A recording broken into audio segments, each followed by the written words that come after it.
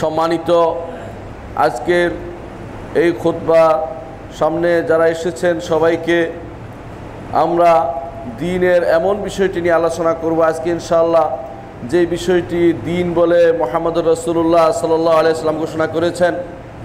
রাসূলুল্লাহ সাল্লাল্লাহু আলাইহি সাল্লাম একদিন তার মসজিদে বসা ছিলেন, এমন সময় এক লোক আসলো। ওমর রাদিয়াল্লাহু আনহু বলেন, যাকে আমরা কখনো দেখিনি অথচ তার উপরে কোনো সফরের কোনো প্রভাব পড়েনি, এরকম একজন ব্যক্তি এসে রসুলের সামনে এসে জিজ্ঞাসা করলেন, আখবিরনি আনিল ঈমান, আমাকে ঈমান সম্পর্কে জ্ঞান দিন।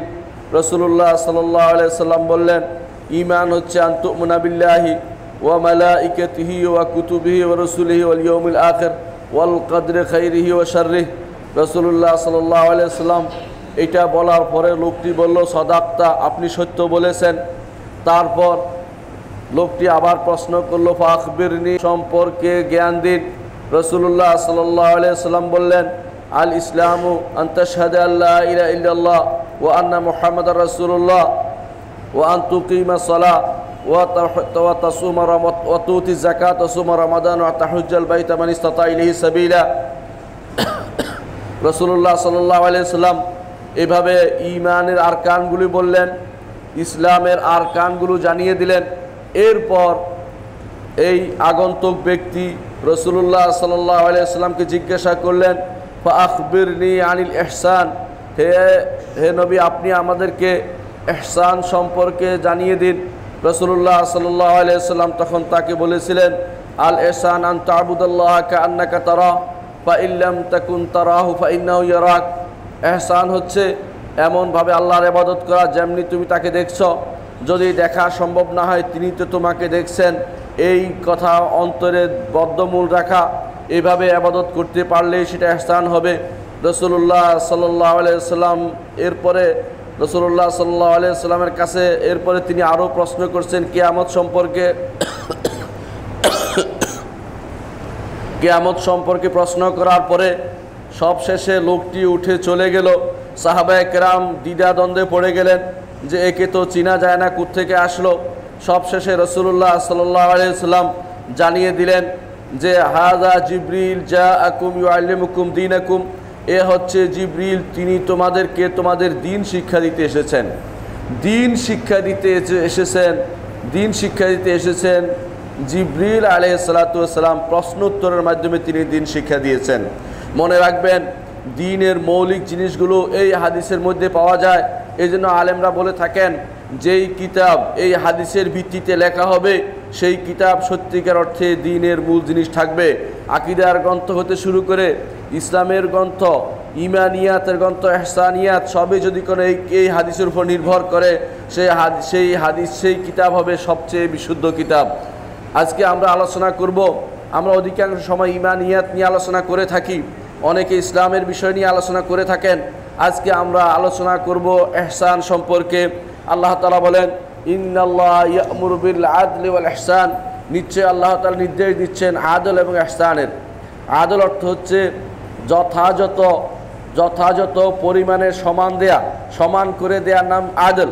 আর ইহসান হচ্ছে যার যতটুকু প্রয়োজন ততটুকু দেওয়ার নাম হচ্ছে ইহসান। একজন গরিবকে, দুইজন গরিবকে 1 টাকা 1 টাকা করে দিলেন, সেটা হচ্ছে আদল। কিন্তু আপনি যদি কোনো যাকে বেশি খারাপ অবস্থা দেখেন তারা একটু বেশি দিলেন, সেটাই হচ্ছে ইহসান। তাহলে ইহসান এবং আদলের মধ্যে পার্থক্য রয়েছে। আল্লাহ তাআলা আদল নির্দেশ দিয়েছেন, সাথে ইহসানের নির্দেশ দিয়েছেন। আল্লাহ তাআলা বলছেন, ইন্নাল্লাহা ইয়া'মুরু বিল আদলি ওয়াল ইহসান। এই যে একটি আয়াত প্রতিদিন প্রতি জুমার দিনে আপনি খতিব সাহেবকে শুনতে পাবেন, তিনি এই খুতবা দিয়ে জুমার খুতবা শেষ করছেন। কিন্তু এর অর্থটা কি? ইহসান কি জিনিস, ইহসান কিভাবে করতে হয়, আমরা এই বিষয়টি নিয়ে আজকে আলোচনা করতে চেয়েছি। মহান রব্বুল ইজ্জত বলেন, ইন্নাল্লাহা মা'আল্লাযীনা তাকাও ওয়াল্লাযীনা হুম মুহসিনুন, নিশ্চয় আল্লাহ তাআলা যারা তাকওয়া অবলম্বন করবে এবং যারা ইহসান করবে তাদের সাথে আছেন। কিভাবে সাথে আছেন? রব্বুল ইজ্জত তিনি তার আরশের উপরে রয়েছেন।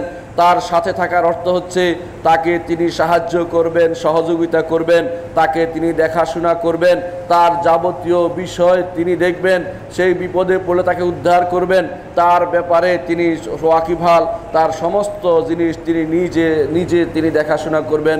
সেটাই হচ্ছে এই মানিয়াতের অর্থ, অর্থাৎ সাথে থাকার অর্থ।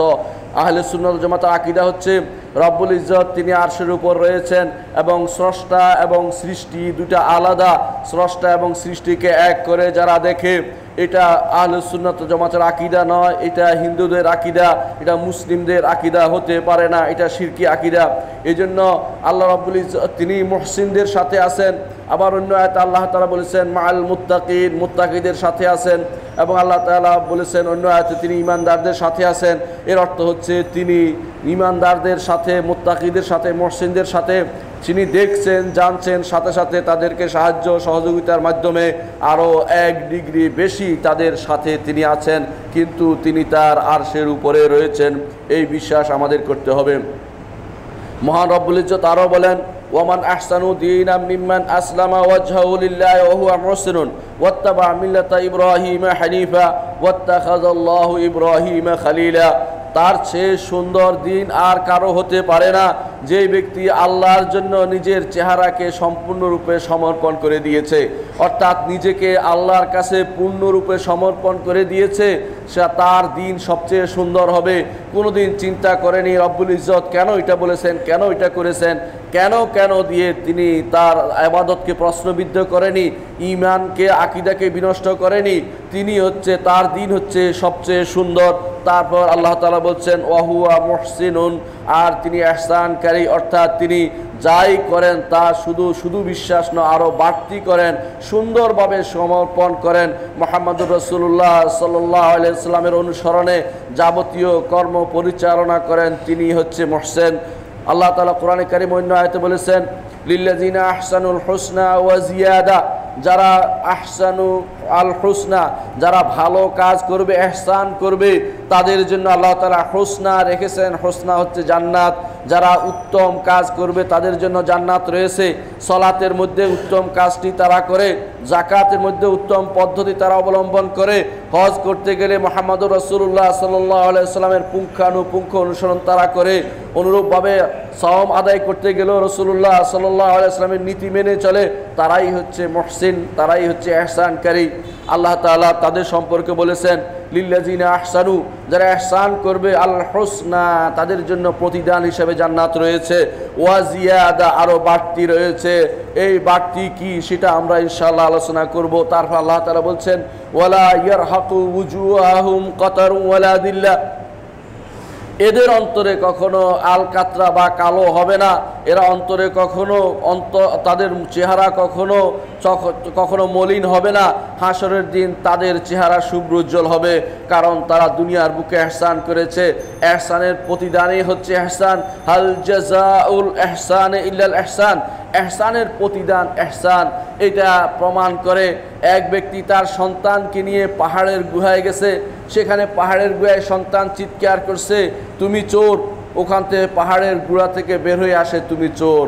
আবার এ অবস্থা দেখে গালিগালাজ করছে, পাহাড়ের গুহা থেকে শব্দ ভেসে আসে, সেই গালিগালাজে উল্টো ভেসে আসে। বাচ্চা তখন বাবার কাছে গিয়ে বলে যে শব্দটি ভিতর থেকে যে লোকটি বলছে সে লোকটি অত্যন্ত খারাপ। বাবা তাকে বুঝিয়ে দিলেন বাবার সেই লোকটি খারাপ নয়, তুমিই খারাপ, তুমি খারাপ কথা বলেছো, এই জন্য খারাপ প্রতিধ্বনি আসছে, তুমি সেখানে চলো আমার সাথে। গিয়ে বললে এই লোক তুমি অত্যন্ত ভালো, সেখান থেকে শব্দ আসলো যে হে লোক তুমি অত্যন্ত ভালো। বোঝা গেল যে ব্যক্তি ভালো করবে আল্লাহ তাআলা তার জন্য ভালোই রেখেছেন। আল্লাহ তাআলা সেই জন্য বলছেন হাল জাযাউল ইহসান ইল্লাল ইহসান, ইহসানের প্রতিদানে ইহসান হবে। দুনিয়ার বুকে ইহসানের সাথে যে ব্যক্তি চলাফেরা করতে পারবে, দুনিয়ার বুকে ইবাদত সুন্দরভাবে করতে পারবে ইহসানের সাথে, তার ইবাদত যদি সুন্দর হয়, তার আমল যদি সুন্দর হয়, কর্মকাণ্ড সুন্দর হয়, তার বিচার ব্যবস্থা সব সুন্দর হয়, তাহলে সেই ব্যক্তি আল্লাহর দরবারে দুনিয়াতে মুহসিন যেমন ছিলেন, আখিরাতেও আল্লাহ তাআলা তার জন্য ইহসানের ব্যবস্থা করবেন, সর্বোত্তম জায়গার ব্যবস্থা করবেন, সবচেয়ে বড় প্রতিদান তিনি তাকে দেবেন। কিন্তু এই ইহসান কি তা আমাদেরকে জানতে হবে। ইহসান শব্দের অর্থ হচ্ছে ইহসান শব্দের অর্থ হচ্ছে কোনো ভালো কিছু দেয়া, উত্তম কিছু প্রদান করা। হাসান শব্দ থেকে, ভালো অর্থ থেকে ভালো কিছু দেয়া হলে ইহসান হয়, ভালোভাবে দেয়া। রাসূলুল্লাহ সাল্লাল্লাহু আলাইহি ওয়াসাল্লামের কাছে এক লোক এসে, রাসূলুল্লাহ সাল্লাল্লাহু আলাইহি ওয়াসাল্লাম এক লোক থেকে একটি উটের বাচ্চা তিনি ধার নিয়েছিলেন। কিছুদিন পরে এই লোক আসার পরে রাসূলুল্লাহ সাল্লাল্লাহু আলাইহি ওয়াসাল্লাম তখন ওইরকম বাচ্চা আর পেলেন না, বড় একটা পেলেন। রাসূল বললেন যে সেটাই তাকে দিয়ে দাও, কারণ হাল জাযাউল ইহসান ইল্লাল ইহসান, ইহসান যদি বেশি দেয়া হয় সেটা ইহসান হবে, এটা সুদের পর্যায়ে পড়বে না, কারণ সে দাবি করেনি, আমি তাকে নিজের পক্ষ থেকে বেশি দিয়ে দিয়েছি। এই জন্য এটাই হচ্ছে ইহসান, যে কোনো জিনিসে তার প্রাপ্তির চেয়ে বেশি সুন্দর হওয়ার নাম হচ্ছে ইহসান। সালাত আদায় করেছেন, এর মধ্যে সর্বোত্তম পদ্ধতিতে অবলম্বন করতে পারেন, আপনি হচ্ছে সত্যিকারের মুহসিন। এই জন্য মুহসিন ওই ব্যক্তি শুধু মুহসিন হতে পারে যে ব্যক্তি রব্বুল ইজ্জতকে তার গোপনে প্রকাশ্যে সর্ব অবস্থায় সে তার অন্তরে ধারণ করছে যে রব্বুল ইজ্জত আমাকে দেখছেন, আমার কর্মকাণ্ড পর্যবেক্ষণ করছেন, আমাকে তিনি সওয়াব দিবেন, আমার প্রত্যেকটি কাজের বিনিময়ে তিনি প্রদান করবেন, এবং সে ভয় করবে যদি সেটা না করি রব্বুল ইজ্জত আমাকে শাস্তি দিবেন। সওয়াবের আশা যেমন করে, শাস্তি থেকে পরিত্রাণের আশাও সে করে। তখন সে ফরজ ঠিক মতো আদায় করে, নফল কাজগুলি সুন্দরভাবে করে, হারাম কাজ থেকে দূরে থাকে, হারাম এবং মাকরু কাজ থেকে, অপছন্দনীয় কাজ থেকে নিজেকে বাঁচিয়ে রাখে। এই জাতীয় কাজই হচ্ছে ইহসান। এই ইহসানের নির্দেশনায় আল্লাহ তাআলা আমাদেরকে দিয়েছেন। আল্লাহ তাআলা বলছেন ও আহসিনু, আর তোমরা ইহসান করো, বেশি বেশি করে ইহসানের নীতি অবলম্বন করতে মুহাম্মদুর রাসূলুল্লাহ সাল্লাল্লাহু আলাইহি ওয়াসাল্লাম আমাদেরকে নির্দেশ দিয়েছেন। আল্লাহ তাআলা কোরআনে কারীমে এবং রাসূলুল্লাহ সাল্লাল্লাহু আলাইহি ওয়াসাল্লাম তার হাদিসে যে ইহসানের নির্দেশনা দিয়েছেন তা দুভাগে বিভক্ত। এক হচ্ছে আল্লাহর সাথে ইহসান। আল্লাহর সাথে আপনি কিভাবে ইহসান করবেন? রব্বুল ইজ্জত তিনি সব কিছুর উপরে, তিনি সব কিছুর ধারক বাহক। আপনার মতো লোককে সৃষ্টি না করলে তার কিছু আসা যাওয়া করতো না, তার কোনো ক্ষতি হতো না, কিন্তু তিনি আপনাকে দয়া করে সৃষ্টি করেছেন, দুনিয়ার বুকে বড় করে দয়া করে আপনাকে ঈমান নসিব করেছেন এবং আপনাকে আল্লাহর বান্দা বানিয়েছেন। এমন বান্দা যেই বান্দা হওয়া আপনার জন্য আনন্দের বিষয়, কারণ আল্লাহর সমস্ত যা সৃষ্টি আল্লাহর বান্দা। আল্লাহ তাআলা কোরআনে কারীম বলেছেন ইন কুল্লু মান ফিস সামাওয়াতি ওয়াল আরদি ইল্লা আতির রহমানি আবদা, আসমান এবং জমিনে যা আছে সবই আল্লাহর দাস, কিন্তু এই দাসত্ব আল্লাহর দরবারে গ্রহণযোগ্য নয়। ওই দাসত্ব গ্রহণযোগ্য হবে যেই দাসত্ব মানুষ নিজে উইলিংলি নিয়েছে, ইচ্ছা করে নিয়েছে, দাসত্ব করেছে মন থেকে, যে কারো চাপে পড়ে নয়। আমি আল্লাহ রব্বুল ইজ্জতকে ভালোবেসে তার কথায় বিশ্বাস করে, আখিরাতে বিশ্বাস করে যিনি ইবাদত করবে, দাসত্ব করবে, তিনি শুধুমাত্র সত্যিকারের দাসে পরিণত হবে। এর বাইরে সবাই আল্লাহর দাস, শয়তানও আল্লাহর দাস, কিন্তু সে হচ্ছে বিদ্রোহী দাস। আর যে ঈমানদার সে হচ্ছে আল্লাহর অনুগত দাস। আল্লাহ তাআলা তাদেরকে ভালোবাসেন যারা তার অনুগত দাস। তারা কিভাবে আল্লাহর সাথে ইহসান করতে পারে? ইহসান করতে পারে প্রথমত আকীদার মধ্যে ইহসান করতে পারে। তারা যখন বিশ্বাস করবে যে রব্বুল ইজ্জত তিনি আমাকে সৃষ্টি করেছেন, এই জ্ঞান তার থাকতে হবে। অনুরূপভাবে সে দৃঢ়পদ হতে হবে যে রব্বুল ইজ্জতের ব্যাপারে যা বিশ্বাস করব তা আমি দৃঢ় বিশ্বাসী হব।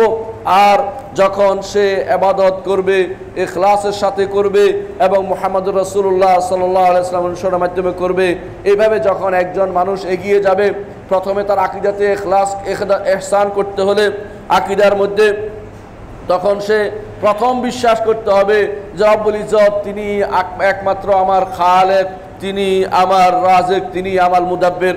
অর্থাৎ সে রুবুবিয়তে পরিপূর্ণ বিশ্বাসী হতে হবে, আল্লাহর রুবুবিয়তে বিশ্বাসী হতে হবে। আর আমরা জানি রুবুবিয়তে বিশ্বাসী হতে হলে তিনটি জিনিস অবশ্যই থাকতে হবে। রব্বুল ইজ্জতকে স্রষ্টা মানতে হবে, তিনি একমাত্র আমার মালিক এটা মানতে হবে। আর 3 নম্বর হচ্ছে তিনি সব কিছু পরিচালনা করেন, এই বিশ্বাস রাখতে হবে। এই বিশ্বাস হচ্ছে ইহসানের প্রথম পর্যায়, আল্লাহর সাথে ইহসানের প্রথম পর্যায় হচ্ছে তাওহীদুর রুবুবিয়্যাহ বা খালেক, আল্লাহকে মালিক এবং খালেক এবং আল্লাহকে মুদাব্বির, এই সব কিছু পরিচালনাকারী, জীবন দানকারী, সন্তান দানকারী, বিপদ আপদ থেকে উদ্ধারকারী, এবং তিনি আমাদের মৃত্যু দেন, তিনি আমাকে যাবতীয় আমার অভাব পূরণ করেন, আর কেউ করতে পারে না, এই বিশ্বাস আমাদের রাখতে হবে। এ হচ্ছে ইহসান ফির রুবুবিয়্যাহ, আল্লাহ তাআলার সাথে ইহসানের প্রথম পর্যায় এটা। আল্লাহ রাব্বুল ইজ্জতের সাথে ইহসানের দ্বিতীয় পর্যায় হচ্ছে আল্লাহ রাব্বুল ইজ্জতের নাম এবং গুণ রয়েছে, সেগুলি আল্লাহর জন্য সাব্যস্ত করা, আর কাউকে না দেয়া। রাব্বুল ইজ্জতের শত শত হাজার হাজার নাম রয়েছে, আমরা হয়তো 99টা জেনেছি, তার বাইরেও তার নাম রয়েছে 99 নামে, তার 99তে তার নাম সীমাবদ্ধ নয়, যার নামের কোনো শেষ নেই, তার গুণেরও কোনো শেষ নেই। যেই নামগুলি আল্লাহ এবং তার রাসূল আমাদেরকে জানিয়েছে, সেগুলিকে অর্থসহ যথাযথভাবে আল্লাহর জন্য সাব্যস্ত করা, এটাই হচ্ছে আল্লাহর জন্য একটি ইহসান, আল্লাহর সাথে ইহসান। এই ইহসানের আর এই জন্য ইহসানের কারণেই আল্লাহ রাব্বুল ইজ্জতের এক নাম হয়েছে আল মুহসিন। এই জন্য বান্দা মুহসিন নয়, বান্দা হবে আব্দুল মুহসিন, মুহসিনের দাস। বান্দা ইহসানকারী হতে পারে না, বান্দা তার আল্লাহর দেয়া নেয়ামতকে শুধু একে অপরকে দিতে পারে। আল্লাহ রাব্বুল ইজ্জত তিনি ইহসান দেখাতে পারেন, আর কেউ ইহসান দেখানো জায়েজ নেই, অর্থাৎ দয়া দেখানো জায়েজ নেই।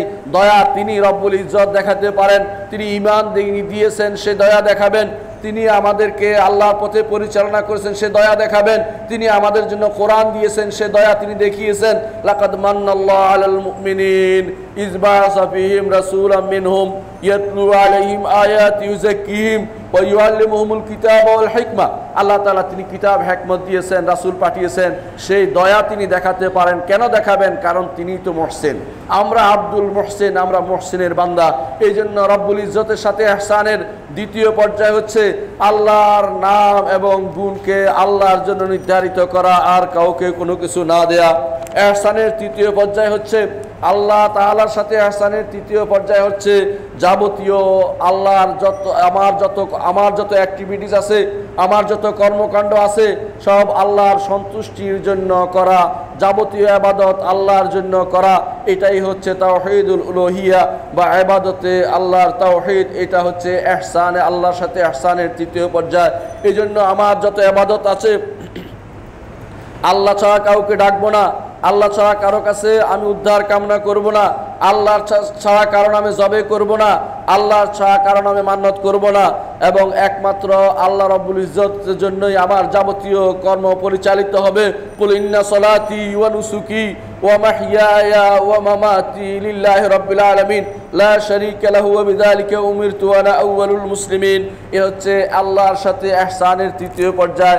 আল্লাহর সাথে ইহসানের চতুর্থ পর্যায় হচ্ছে আল্লাহর আয়াতগুলোকে, আল্লাহ তাআলা আয়াত এবং তার শরীয়তকে যথাযথ সম্মান করা। আল্লাহর আয়াতগুলো দু ধরনের আছে। এক আয়াত হচ্ছে প্রাকৃতিক আয়াত, চাঁদ সূর্য রাত দিন পরিবর্তনে আল্লাহ তাআলা এগুলিকে বলেছে ইন্না ফী যালিকা লা, মানুষের ভাষার পরিবর্তনে এর মধ্যে আল্লাহ নিদর্শন রয়েছে। আয়াত যেমন রয়েছে তেমনিভাবে আয়াত শারঈয়া রয়েছে, শরীয়তগত আয়াত রয়েছে আল্লাহ তাআলার। সে আয়াতগুলি হচ্ছে কোরআনে কারীমের আয়াত। কোরআনে কারীমের আয়াতকে যথাযথ বিশ্বাস করা, অনুধাবন করা, অর্থ বোঝা, রব্বুল ইজ্জতের বাণী বলে সেটাকে সম্মান করা। রব্বুল ইজ্জতের বাণী, তার কালাম, তার সিফা, তার একটি গুণ, আর কোনো গুণ আমাদের কাছে নেই।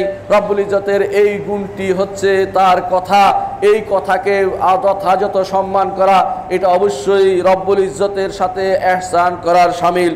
অনুরূপভাবে পঞ্চম যে ইহসান রব্বুল ইজ্জতের সাথে করতে হবে তা হচ্ছে আল্লাহর আফআলগুলিকে সাব্যস্ত করতে হবে। আল্লাহ তাআলার আফআলগুলিকে সাব্যস্ত করতে হবে। আল্লাহ তাআলা তিনি কিতাব নাজিল করেন, তিনি রাসূলদের প্রেরণ করেন, তিনি কিয়ামত কায়েম করবেন, হাসরের মাঠে যাবতীয় জিনিসগুলি তিনি করবেন, তিনি হাসরের মাঠে হিসাবের ব্যবস্থা করবেন, মিজানের ব্যবস্থা হবে, সেখানে পুল সিরাতের উপর দিয়ে পার হতে হবে এবং সেখানে প্রত্যেকটি মানুষের হাতে আমলনামা ধরিয়ে দেয়া হবে, এই বিশ্বাস রাখতে হবে। এবং হাসরের মাঠে আল্লাহ তাআলা মিনাশ শাআতিল কারনা, যেই ছাগলে গুঁতো দিয়েছে, যা এমন ছাগলকে যেই ছাগলের কোনো শিং নেই সেই ছাগল থেকেও তিনি প্রতিশোধ নেবেন, এই বিশ্বাস আমাদের রাখতে হবে। রব্বুল ইজ্জতের যাবতীয় আফআল সম্পর্কে, তার যাবতীয় কর্ম সম্পর্কে বিশ্বাস রাখতে হবে। তিনি মানুষকেও সৃষ্টি করেছেন, মানুষের আফআল, মানুষের কর্ম রব্বুল ইজ্জত সৃষ্টি করেছেন, আর কেউ নয়। মানুষ নিজের কর্ম নিজে সৃষ্টি করতে পারে না, সে শুধু প্রচেষ্টা চালাতে পারে, কিন্তু রব্বুল ইজ্জত তিনি স্রষ্টা, এই বিশ্বাস রাখতে হবে।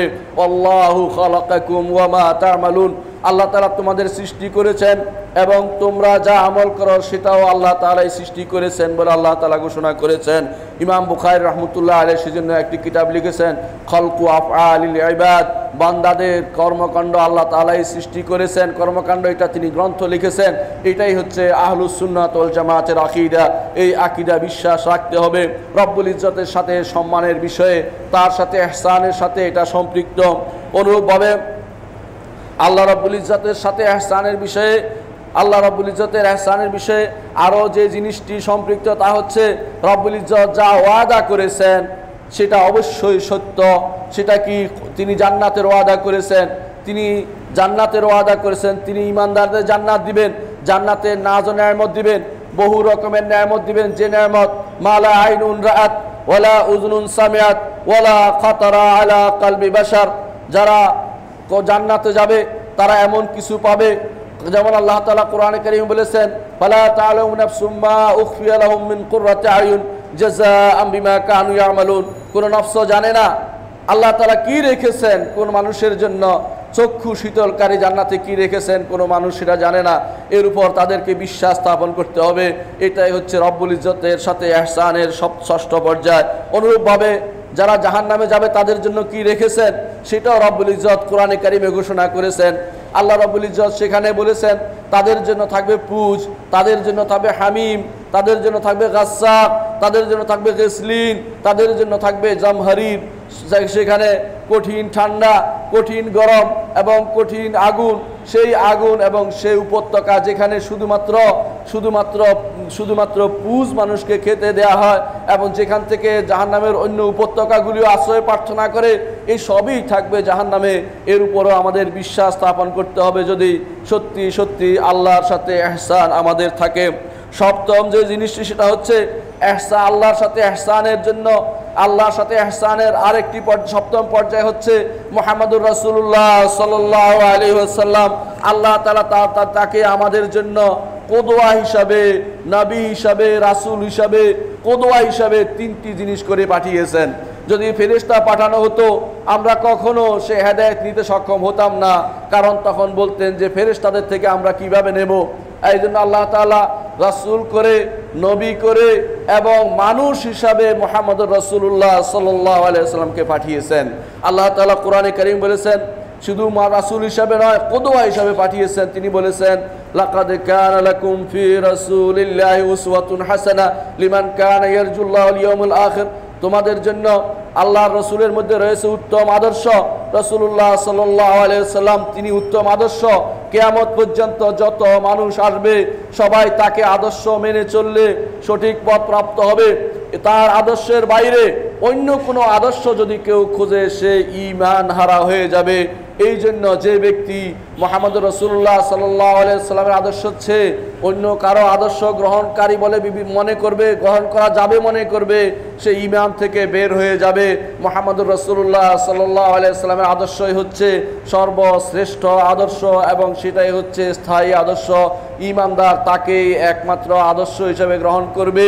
তার মৃত্যুর পরে যারা তার অনুসরণ করে চলেছে, রাসূলুল্লাহ সাল্লাল্লাহু আলাইহি ওয়াসাল্লাম অনুসরণ করে চলেছে, তারা রসুলের অনুসরণের কারণে আদর্শ হবে। রসুলের অনুসরণ না করলে কেউ কোনোদিন আদর্শ হতে পারে না। অষ্টম যে ইহসান আল্লাহর সাথে করবেন তা হচ্ছে আল্লাহর কাছে বেশি বেশি শুকরিয়া আদায় করবেন এবং তার দিকে প্রত্যাবর্তন করবেন। সেটা অন্তরে হবে, মুখে হবে, কর্মকাণ্ডে হবে। প্রশংসা তার মুখ থেকে সবসময় বের হতেই থাকবে। আল্লাহর চেয়ে প্রশংসা পছন্দকারী আর কোনো সত্তা নেই। রব্বুল ইজ্জত তিনি প্রশংসা পছন্দ করেন, সেজন্য তিনি প্রত্যেকটি সালাতের শুরুতে আলহামদুলিল্লাহ রাব্বিল আলামিন বলতে আমাদের বলেছেন।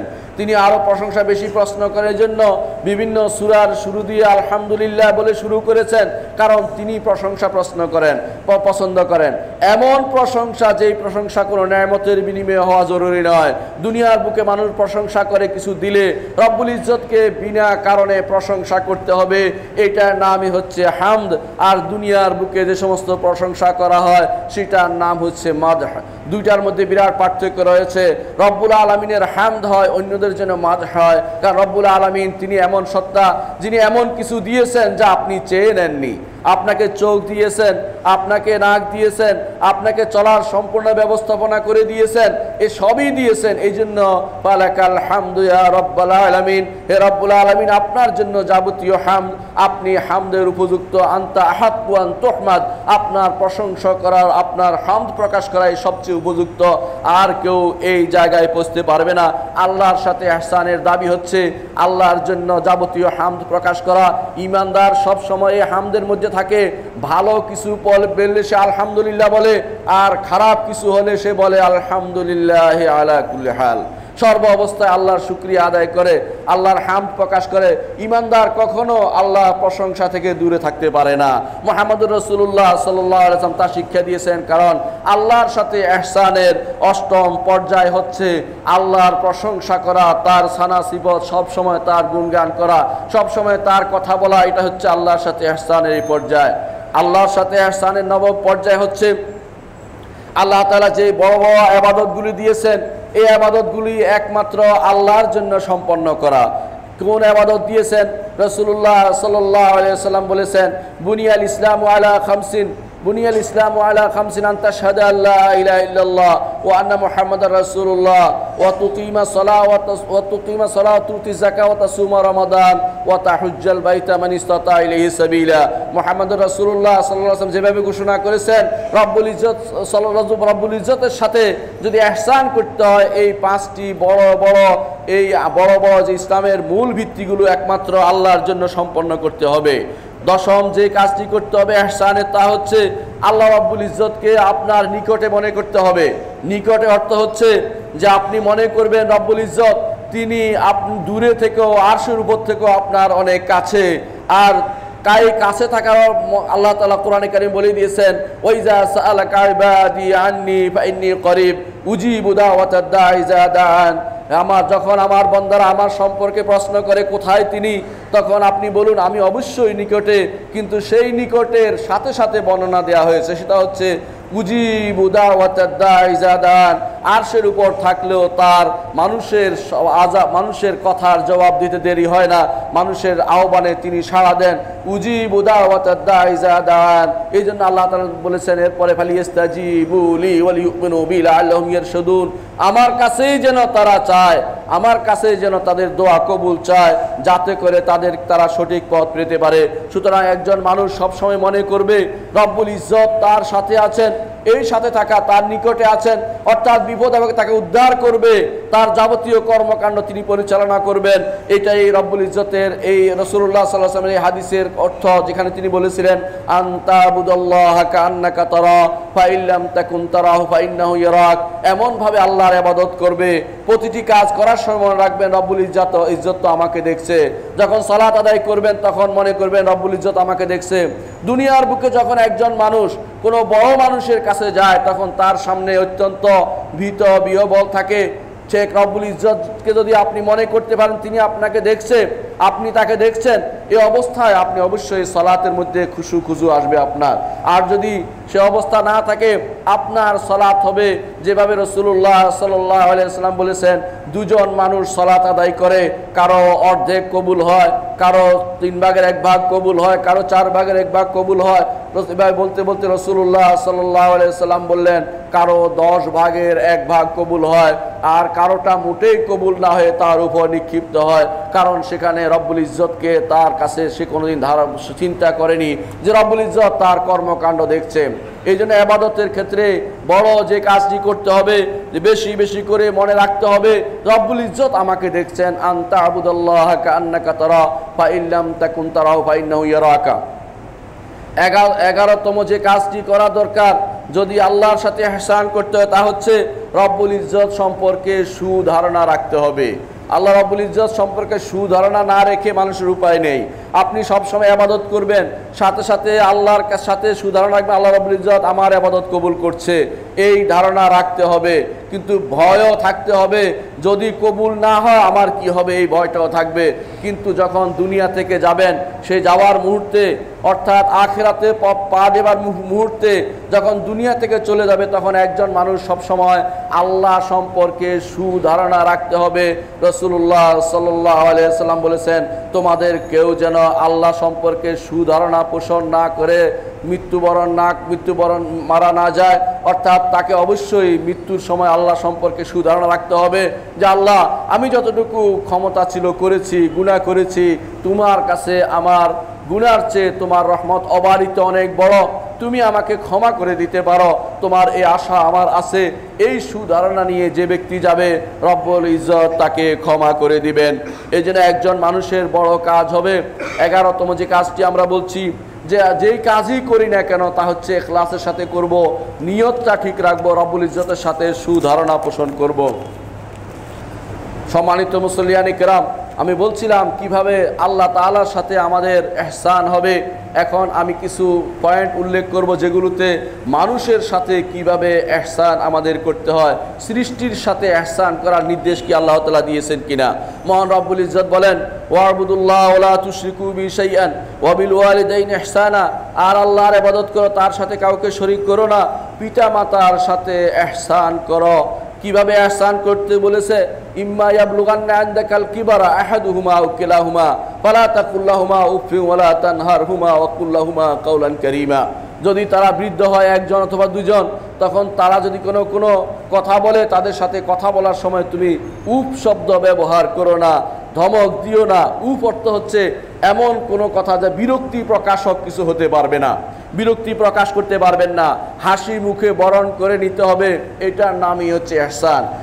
আপনার বাবা আপনাকে একটা খারাপ কথা বলেছে, আপনি খারাপ কথা বলতে পারবেন না, আপনার দায়িত্ব হচ্ছে বাবার সাথে উত্তম আচরণ করা। সর্বোত্তম আচরণ নাম হচ্ছে ইহসান, যেটা আমরা একটু আগেই বলেছি।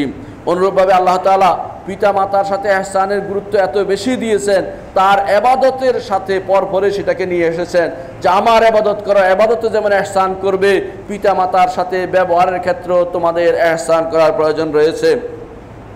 রাসূলুল্লাহ সাল্লাল্লাহু আলাইহি ওয়াসাল্লাম বলেছেন, ইন্নাল্লাহা কাতাবাল ইহসানা আলা কুল্লি শাই, আল্লাহ তাআলা ইহসান লিখে দিয়েছেন, উত্তম আচরণ লিখে দিয়েছেন প্রত্যেকটি জিনিসের সাথে। শুধু আল্লাহর রব্বুল ইজ্জতের সাথে নয়, মানুষের সাথে ব্যবহারের ক্ষেত্রে ইহসান করতে হবে। ফাইজা কাতালতুম ফাহসিনুল কিতলা, যদি হত্যা করতেই হয় সুন্দরভাবে হত্যা করবে। হত্যা করা আমাদের জন্য নয়, রাষ্ট্রীয় পক্ষ থেকে কোনো নির্দেশ যদি হয়, কোনো কেসাস যদি হয়, কোনো কারোর শাস্তি প্রয়োগ হয়, সেখানে সুন্দরভাবে হত্যা করতে বলা হয়েছে, অর্থাৎ বিকৃতি করতে নিষেধ করা হয়েছে। ওয়াইদা যাবাহতুম ফাহসিনুল যিবহা, কোনো কিছু জবে করতে হলে, যদি কোনো মুরগি জবে করেন, সুন্দর তাক করে তাকে জবে করতে বলা হয়েছে। আলাদা করতে বলা হয়নি যে আলাদা করে ফেলবে মাথা এবং ধর, শরীর আলাদা করে ফেলবে বলা হয়নি, বরং সুন্দরভাবে জবে করতে বলা হয়েছে। ওয়াল ইউহিদ্দু আহাদাকুম শুফরাতাহু, কেউ যেন তার ছুরিটাকে ধারাল করে নেয়। অনেকে আছে ধারাল নয় এমন কিছু দিয়ে জবে করে, সেটা ঠিক নয়, শরীয়তে নিষিদ্ধ করা হয়েছে, কারণ কষ্ট দেয়া হয় প্রাণীকে, সেটাও ইহসানের বিপরীত, এজন্য শরীয়তে তা নিষেধ করা হয়েছে। ওয়াল ইউরিহ যাবিহাতাহু, যে জবে যেটা করছে, যেমন কোরবানির সময় আপনারা জবে করেন, সেটাকে যেন আরাম দেয়া হয়, শান্তির সাথে মরতে দেয়া হয়, সেটা চাওয়া হয়েছে। অনেক সময় দেখা যায় মরার আগেই তার ছাল খোলা আরম্ভ করে, সেটা জায়েজ না, সেটা হারাম। অনেক সময় দেখা যায় তার রুহ চলে যাওয়ার আগেই ছুরি দিয়ে তার গলার ভিতরে বড় করে ধাক্কা দেওয়া, এটাও হারাম, কারণ এর মাধ্যমে তাকে কষ্ট দেয়া হয়। মুহাম্মদুর রাসূলুল্লাহ সাল্লাল্লাহু আলাইহি ওয়াসাল্লাম তা থেকে নিষেধ করেছেন। বান্দার সাথে ইহসান কিভাবে করবেন, আমি 11টি পয়েন্ট আলোচনা করব। 1 নম্বর হচ্ছে বান্দার সাথে ইহসান করবেন যে আপনি তাদের খেদমত করবেন, তাদের অভাব মোচন করবেন, তাদের বিপদ আপদে এগিয়ে যাবেন।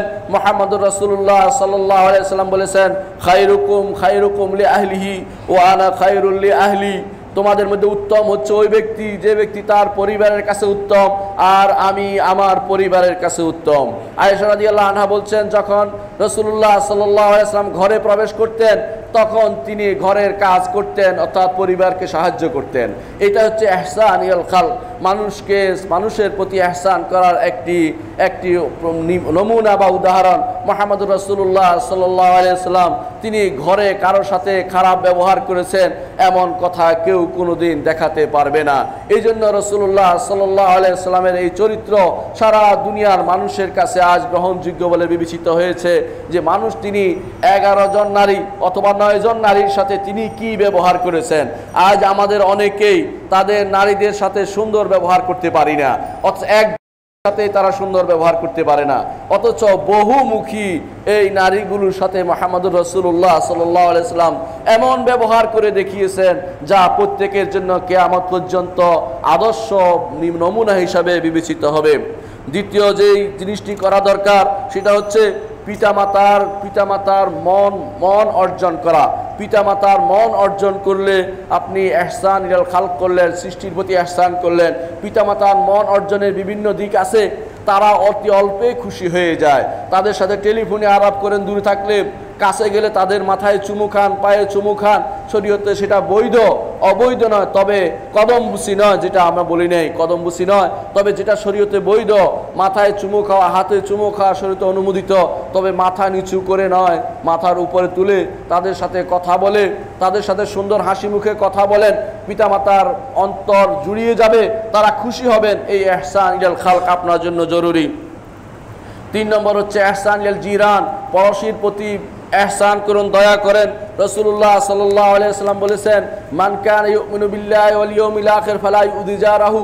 যে ব্যক্তি আল্লাহ এবং আখিরাতের উপর ঈমান রাখে সে যেন তার প্রতিবেশীকে কষ্ট না দেয়। ওয়ামান কানা ইউমিনু বিল্লাহি ওয়াল ইয়াউমিল আখির ফালইউকরিম দাইফাহু। আর যে ব্যক্তি আল্লাহ এবং আখিরাতের উপর ঈমান রাখে সে যেন তার মেহমানদারি করে, সম্মান করে। ওয়ামান কানা ইউমিনু বিল্লাহি ওয়াল ইয়াউমিল আখির, যে ব্যক্তি আল্লাহ এবং আখিরাতের উপর ঈমান রাখে ফালিয়াকুল খায়রান আও লিয়াসমুত, উত্তম কথা বলে অথবা চুপ থাকে। রাসূলুল্লাহ সাল্লাল্লাহু আলাইহি ওয়াসাল্লাম আরো বলেছেন, ওয়াল্লাহি লা ইউমিন, আল্লাহর শপথ করে বলছে সে ব্যক্তি ঈমানদার হতে পারবে না ওই ব্যক্তি যে ব্যক্তি তার পড়োশীকে তার কষ্ট থেকে নিরাপত্তায় না রাখবে। অর্থাৎ পড়োশীকে যে ব্যক্তি কষ্ট দেয় সে ঈমানদার হতে পারবে না। ইহসান ইলাল খালকের মধ্যে তৃতীয় পর্যায়ে রয়েছে প্রতিবেশীর প্রতি দয়া করা। ইহসান ইলাল খালকের মধ্যে রয়েছে একজন ডাক্তার তার রোগীর যথাযথ সেবা করবেন। একজন ডাক্তার তিনি ভয় করবেন না যে এই হাসপাতালের প্রধান পরিদর্শক তিনি দেখছেন এটার জন্য নয়, আল্লাহ রাব্বুল ইজ্জতকে ভয় করে, এবং তিনি চিন্তা করবেন এটা আমার দায়িত্ব পালনের জন্য তিনি রোগীদের প্রতি যথাযথ আচরণ করবেন এবং তাদেরকে এমন কোনো জিনিস লিখে দিবেন না যা তাদের পয়সা খরচ করার মাধ্যম হয়ে যায়। অনেক সময় দেখা যায় তারা যা প্রয়োজন অপ্রয়োজনীয় অনেকগুলো জিনিস দিয়ে দিবে যাতে করে তাদের অনেক পয়সা খরচ হয় অথবা তাদের কোনো উদ্দেশ্য সাধন হয়। নাউযুবিল্লাহি মিন যালিক। অনুরূপভাবে ইহসানের একটি পর্যায় হচ্ছে একজন টিচার, একজন শিক্ষক তার ছাত্রদের ব্যাপারে উত্তম আচরণ করবেন। যা না শিখালে নয় তিনি শিখাবেন, এটা অপেক্ষা করবেন না যে শিখাবো না বা পয়সা দিলে শিখাবো বা আলাদা টিউশনি ফি নিব, এই জাতীয় চিন্তা করলে তিনি ইহসান করলেন না। অনুরূপভাবে একজন চাকরিজীবী তার চাকরির ক্ষেত্রে সর্বোত্তম কাজটি করবেন। চাকরি যিনি দিয়েছেন তিনি দেখুক আর না দেখুক আল্লাহ তাআলা কিন্তু তাকে দেখছেন, এই চিন্তা মাথায় রাখতে হবে। সর্বোত্তম কাজটি তিনি করবেন আল্লাহ রাব্বুল ইজ্জতকে খুশি করার জন্য। দুনিয়ার বুকে তার নাম না হলেও রব্বুল ইজ্জত কিন্তু তার নাম লিখে রাখবেন এবং তার সওয়াব তিনি একটু বঞ্চিত করবেন না। অনুরূপভাবে অনেকে কর্মচারী আছে, কর্মচারীরা অনেক সময় কাজ করে না, অপেক্ষা করে যে মালিককে দেখবে না। মালিকদেরও উচিত, দোকানদারের কর্মচারীদেরও উচিত যে মালিকের দেখার অপেক্ষা না করে আল্লাহকে ভয় করে এবং ইহসান ইলাল খালক সৃষ্টির প্রতি ইহসান করে যেন সুন্দরভাবে তার দায়িত্ব যথাযথভাবে পালন করে। ইহসান ইলাল খালক সৃষ্টির প্রতি ইহসানের পঞ্চম পর্যায় হচ্ছে মানুষের সাথে ভালো ব্যবহার করা, মানুষের সাথে সহিষ্ণুতা আচরণ করা, মানুষের সাথে তাদের ক্রোধ নিবারণ করা। রাসূলুল্লাহ সাল্লাল্লাহু আলাইহি ওয়াসাল্লামকে এক লোক তার চাদর দিয়ে এমন জোরে টান দিলেন রসুলের শরীরে দাগ পড়ে গেল এবং বলল, ইয়া মুহাম্মদ আপনি আমাকে আল্লাহর হক দিন। রাসূলুল্লাহ সাল্লাল্লাহু আলাইহি ওয়াসাল্লাম হাসি মুখে বললেন, হে লোকেরা, এই লোককে আল্লাহর হক দিয়ে দাও। কিন্তু তিনি খুব কষ্ট পেয়েছিলেন, তার শরীরে দাগ পড়ে গিয়েছিল। মানুষের কষ্টের কারণেও, মানুষ তাকে কষ্ট দিলেও তিনি হাসি মুখে তা বরণ করে নিয়েছেন। এটাই ছিল মুহাম্মদুর রাসূলুল্লাহ সাল্লাল্লাহু আলাইহি ওয়াসাল্লামের আচরণ। এই জন্য ইহসান ইলাল খালক আমাদের অত্যন্ত জরুরি। আল্লাহ তাআলা কোরআনে কারীম বলেছেন, আল্লাযীনা ইউনফিকুনা ফিস সাররা'i ওয়াদ দাররা ওয়াল কাযিমিনাল গায়যা ওয়াল আফিনা আনিন নাস ওয়াল্লাহু ইউহিব্বুল মুহসিনিন। আল্লাহ মুহসিনদের অবশ্যই পছন্দ করেন। ইহসানের আল্লাহ সৃষ্টির প্রতি ইহসানের আরেক পর্যায় হচ্ছে, ষষ্ঠ পর্যায় হচ্ছে মানুষকে ছাড় দেয়া। যত বেশি ছাড় দিবেন তত আল্লাহ তাআলার নিকটবর্তী হতে পারবেন। রাসূলুল্লাহ সাল্লাল্লাহু আলাইহি ওয়াসাল্লাম বলেছেন, রাহিমাল্লাহু আবদান সামহান ইযা বা ওয়া সামহান ইযা ইশতারা ওয়া সামহান ইযা ইক্তাদা। আল্লাহ তাআলা ওই বান্দাকে রহমত করুন যেই বান্দা যখন বেচে তখনও ছাড় দেয়, যখন কিনে তখনও ছাড় দেয়, আর যখন বিচার ফয়সালা করে তখনও ছাড় দেয়। ওই ব্যক্তির প্রতি আল্লাহ তাআলা রহমত করুন। দুনিয়ার বুকে যত মারামারি হানাহানি হয়, এই কথা কাটাকাটিতে যদি ছাড় দিতে পারেন কিন্তু মারামারি হানাহানি হবে না এবং সেখানে আল্লাহর রহমত থাকবে, আর এটাই হচ্ছে ইহসান। অনুরূপভাবে রাসূলুল্লাহ সাল্লাল্লাহু আলাইহি ওয়াসাল্লাম বলেন, কিয়ামতের মাঠে এক লোককে নিয়ে আসা হবে, তাকে জিজ্ঞাসা করা হবে, তুমি কি আমল করেছ? বলছে, আমি কিছু করিনি, তবে মানুষকে আমি ঋণ দিতাম, যখন দিতে না পারতো তখন আমি ছাড় দিতাম। আল্লাহ রাব্বুল ইজ্জত বলবেন, এটা তো আমার কাজ, আমি তাকে ইহসান দেখাবো, আজকে আমি তোমাকে ক্ষমা করে দিলাম। আল্লাহু আকবার। সুতরাং এই ইহসান আমরা করতে পারি, মানুষের প্রতি ছাড় দিয়ে যত বেশি সম্ভব ছাড় দেওয়ার প্রবণতা আমাদের অবলম্বন করা উচিত। মানুষের ইহসানের আরেক পর্যায় হচ্ছে মানুষের সাথে নম্র ব্যবহার করা, হাসি মুখে মানুষের সাথে সাক্ষাৎ করা। রাসূলুল্লাহ সাল্লাল্লাহু আলাইহি ওয়াসাল্লাম বলেছেন, লা তাহকিরান্না মিনাল মারুফ ওয়ালাউ আন তালকা আখাকা বিওয়াজহিন তালক। রাসূলুল্লাহ সাল্লাল্লাহু আলাইহি ওয়াসাল্লাম বলেছেন, সামান্যতম ভালো কাজকেও খারাপভাবে দেখবে না, যদিও তোমার ভাইয়ের সাথে হাসি মুখে সাক্ষাতের বিষয়টি হয়। এটাও ইহসান ইলাল খালক। অনুরূপভাবে ইহসান ইলাল খালকের আরেকটি পর্যায় হচ্ছে মানুষের অন্তরে খুশি প্রবেশ করানো। রাসূলুল্লাহ সাল্লাল্লাহু আলাইহি ওয়াসাল্লাম বলেছেন, আল্লাহর কাছে উত্তম ব্যক্তি হচ্ছে ওই ব্যক্তি যে ব্যক্তি মানুষের জন্য উপকারী হয়। মানুষের অন্তরে কেউ যদি কোনো খুশি প্রবেশ করে দেয় এবং কারো বিপদ থেকে উদ্ধারের প্রচেষ্টা চালায়, কারো ঋণ যদি কোনো ঋণ থেকে তাকে মুক্ত করে দেয়, তার থেকে ভয় দূর করে চেষ্টা করে এবং কারো ক্ষুধা নিবারণ করে দেয় ইত্যাদি। রাসূলুল্লাহ সাল্লাল্লাহু আলাইহি ওয়াসাল্লাম সবশেষে বললেন যে মসজিদে নববীতে এক মাস মসজিদে নববীতে ইতিকাফ করার চেয়েও তার সওয়াব অনেক বেশি হবে।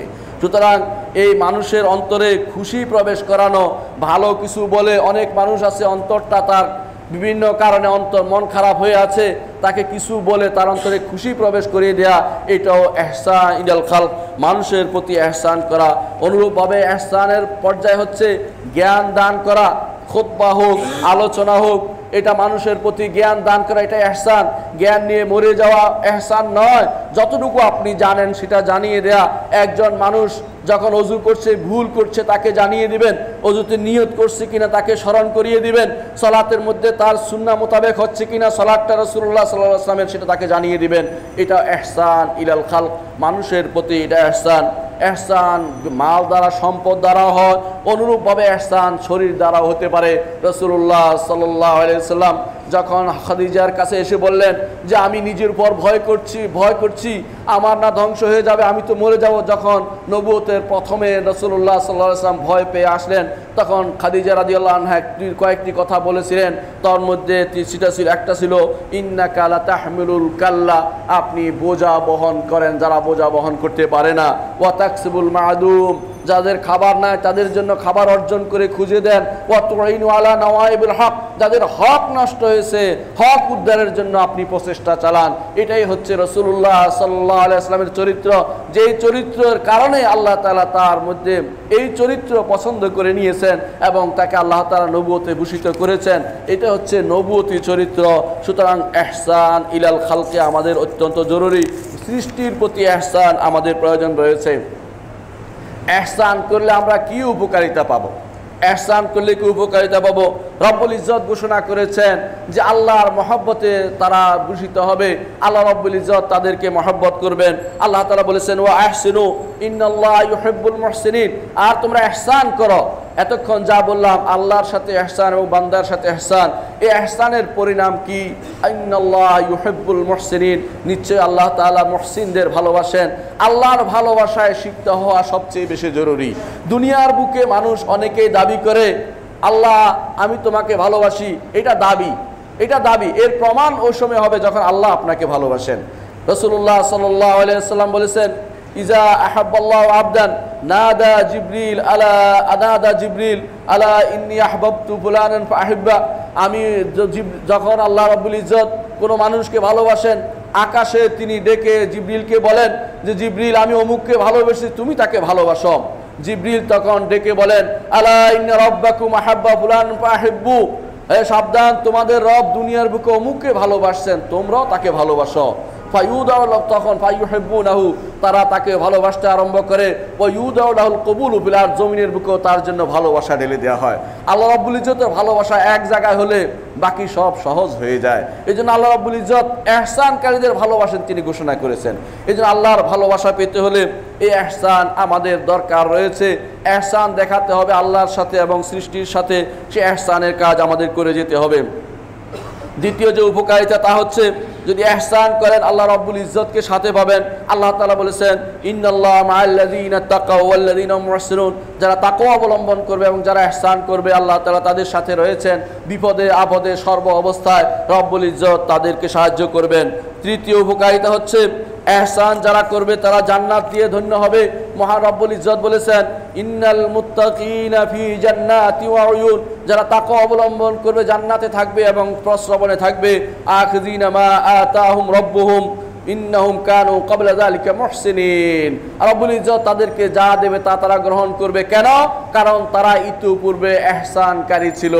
ইহসানকারী হলে জান্নাতে যেতে পারবেন এবং সেখানে রব্বুল ইজ্জত যা দিবে সবই নিতে পারবেন, দাবি করে নিতে পারবেন। মহান রব্বুল ইজ্জত অন্য আয়াতে বলছেন ফাআতাহুমুল্লাহ বিমা ক্বালু জান্নাতিন তাজরি মিন তাহতিহাল আনহার খালিদিনা ফিহা ওয়া যালিকা জাযাউল মুহসিনিন, তারা যা করেছে এর বিনিময়ে আল্লাহ তাআলা তাদেরকে জান্নাত দিবেন। এমন জান্নাত যে জান্নাতের তল নিচ দিয়ে প্রস্রবণ সমূহ প্রবাহিত আছে। আর এটা হচ্ছে মুহসিনদের পরিণতি, যারা মুহসিন হবে তাদের জন্য আল্লাহ তাআলা জান্নাতের ব্যবস্থাপনা রেখেছেন। আল্লাহ তাআলা আমাদেরকে এই জান্নাতের ব্যবস্থাপনার মাধ্যমে, দুনিয়ার মাধ্যমে, দুনিয়াতে সবচেয়ে বড় যে জিনিসটি মানুষ ইমানদার চায় সেটা হচ্ছে জান্নাতে যাওয়া এবং জাহান্নাম থেকে মুক্তি পাওয়া। সুতরাং এই জান্নাতে যাওয়ার এই সার্টিফিকেট তিনি দিয়ে দিচ্ছেন যদি ইহসান আমরা করতে পারি। সুতরাং আমাদের ইহসান করা উচিত। আকুলু কাউলি হাযা ওয়া আস্তাগফিরুল্লাহ লি ওয়া লাকুম ওয়া লিসাইরিল মুসলিমিন ফাস্তাগফিরু ইন্নাহু হুয়াল গাফুরুর রহিম। ইন্নাল হামদালিল্লাহ নাহমাদুহু ওয়া নাস্তাঈনুহু ওয়া নাস্তাগফিরুহু ওয়া নাউযু বিল্লাহি মিন শুরুরি আনফুসিনা ওয়া মিন সাইয়্যাতি আমালিনা من يهده الله فلا مضل له ومن يضلل فلا هادي له وأشهد أن لا إله إلا الله وحده لا شريك له وأشهد أن محمدا عبده ورسوله أما بعد। সম্মানিত মুসলিয়ান ইকরাম, আমি বলছিলাম ইহসানের উপকারিতা কি। ইহসানের 4 নম্বর উপকারিতা হচ্ছে যে ইহসানের মাধ্যমে আপনি আল্লাহর রহমতে অভিষিক্ত হতে পারেন। আল্লাহ তাআলা কোরআনে কারীমে বলেছেন ওয়ালা তুফসিদু ফিল আরদি বা'দা ইসলাহিহা ওয়াদউহু খাউফান ওয়া তামা ইন্না রাহমাতাল্লাহি করিবুম মিনাল মুহসিনিন, যারা মুহসিন তাদের নিকটেই আল্লাহর রহমত রয়েছে। আল্লাহর রহমত তারা পাবে যারা ইহসান করবে। সুতরাং আমাদের বেশি বেশি করে ইহসান করা উচিত। পঞ্চম উপকারিতা হচ্ছে আল্লাহর সন্তুষ্টি আমরা পাবো। কোরআনে কারীম আল্লাহ তাআলা বলছেন ওয়াল্লাযীনা তাবাউ বিইহসানিন রাদিয়াল্লাহু আনহুম ওয়া রাদু আনহু, যারা রব্বুল ইজ্জতকে যথাযথভাবে রব্বুল ইজ্জতের যথাযথভাবে ইহসান করবে, রব্বুল ইজ্জতের কর্মকাণ্ডে তার সাথে ইহসানের আচরণ করবে, আল্লাহ রব্বুল ইজ্জত তাদের উপর সন্তুষ্ট হবেন এবং তারাও রব্বুল ইজ্জতের উপর সন্তুষ্ট হবেন। ষষ্ঠ হচ্ছে আল্লাহ তাআলা তাদের কোনো আমলেই নষ্ট করবেন না। আল্লাহ তাআলা ঘোষণা করেছেন ইন্নাল্লাহা লা ইউদিউ আজরাল মুহসিনিন, যারা ইহসান করবে তাদের কোনো আমল তিনি বিনষ্ট করবেন না। সপ্তম হচ্ছে রব্বুল ইজ্জত তাদের দুনিয়ার বুকে যারা ইহসান করবে রব্বুল ইজ্জত ঘোষণা করছেন যে তাদের মধ্যে বন্ধুত্বপূর্ণ সম্পর্ক তৈরি করে দিবেন, শত্রু ও বন্ধু হয়ে যাবে। আল্লাহ তাআলা বলছেন ইদফা বিল্লাতি হিয়া আহসান ফাইযাল্লাযী বাইনাকা ওয়া বাইনাহু আদাওয়াতুন কাআন্নাহু ওয়ালিয়্যুন হামীম। অষ্টম হচ্ছে কল্যাণের ব্যবস্থাপনা করে দিবেন। আল্লাহ তাআলা যদি কেউ ইহসান করে তার জন্য কল্যাণের ব্যবস্থা করে দিবেন। রব্বুল ইজ্জত বলছেন আল্লাহ তাআলা বলছেন ইন আহসানতুম আহসানতুম লিআনফুসিকুম, যদি কল্যাণ ইহসান করো তোমাদের নিজের প্রতি ইহসান করলেন, নিজের প্রতি তুমি ইহসান করলে, তোমার প্রতি তুমি ইহসান করো, তুমি যে ইহসানই করো না কেন সব রব্বুল ইজ্জত সেটা তোমার প্রতি ফিরিয়ে দিবেন। আর নবম হচ্ছে যেই কোনো কাজ করব তার বিপরীত অবশ্যই আল্লাহ তাআলা আমাকে দান করবেন। আল্লাহ তাআলা বলছেন হাল জাযাউল ইহসান ইল্লাল ইহসান, দুনিয়ার বুকে রাত্রি জাগরণ করে সালাত আদায় করেছেন, আল্লাহ আপনাকে এমনি ছেড়ে দিবেন না, আপনাকে অবশ্যই সেই রকম নেয়ামত দিবেন জান্নাতে, যেই নেয়ামতের আপনি আশা করেননি তার চেয়েও বেশি তিনি আপনাকে প্রদান করবেন। আল্লাহ তাআলা দশম যে কাজটি করবেন সেটা হচ্ছে লাহুম মা ইয়াশাউনা ইনদা রাব্বিহিম ওয়া যালিকা জাযাউল মুহসিনিন, আল্লাহর কাছে যা চাইবেন তাই তিনি দিবেন, কারণ এটাই হচ্ছে মুহসিনদের প্রতিদান। আল্লাহ তাআলা বলছেন যা চাইবেন তা দিবেন, তার মধ্যে 11তম সে প্রতিদান, যে প্রতিদানের উপরে আর কোনো প্রতিদান হতে পারে না, সেটা হচ্ছে রব্বুল ইজ্জতকে দেখা। কোরআনে কারিমে আল্লাহ তাআলা বলেছেন লিল্লাযিনা আহসানুল হুসনা ওয়া জিয়াদা, যারা ইহসান করবে তাদের জন্য জান্নাত রয়েছে, আরো বাড়তি জিনিস রয়েছে। বাড়তি জিনিস কি?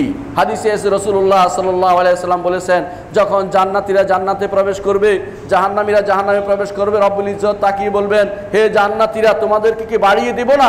তখন জান্নাতীরা বলবে আলাম তুবাইয়িদ ওয়ুজুহানা, আপনি কি আমাদের চেহারাকে শুভ্র করে দেননি? আলাম তুদখিলনাল জান্নাহ, জান্নাতে প্রবেশ করেননি?